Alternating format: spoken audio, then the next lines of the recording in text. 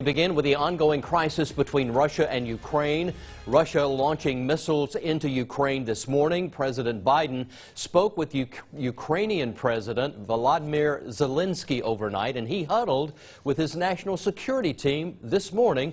It all followed Russia's invasion into Ukraine. Natalie Brandt now has the latest from what's going on overseas.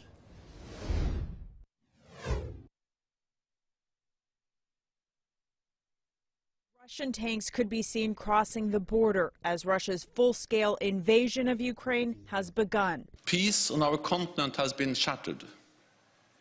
We now have war in Europe on a scale and of a type we thought belonged to history.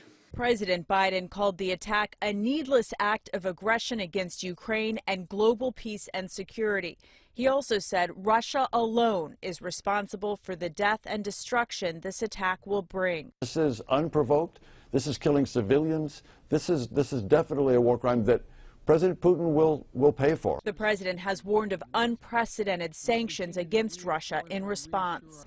President Biden has said U.S. forces will not fight in Ukraine, but thousands of U.S. troops are positioned in nearby NATO member countries. NATO is now going to have functionally a border right up against a hostile Russia-controlled Ukraine. Thursday morning, cars lined up at the border checkpoint into Poland as people try to flee Ukraine any way they can. What are your immediate plans?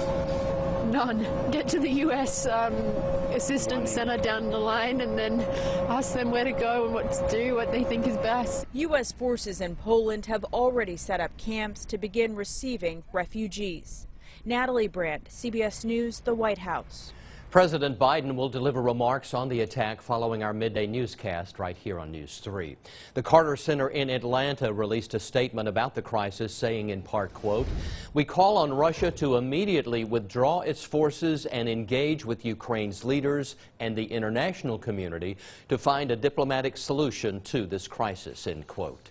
Georgia Governor Brian Kemp also releasing a statement on the crisis saying in part, quote, "We are praying for a quick, just end to this conflict, the safety of Ukraine's citizens, and the defeat of democracy's enemies. We are also mindful of how this could impact the brave men and women of our military, including Georgia service members who are on heightened alert," end quote.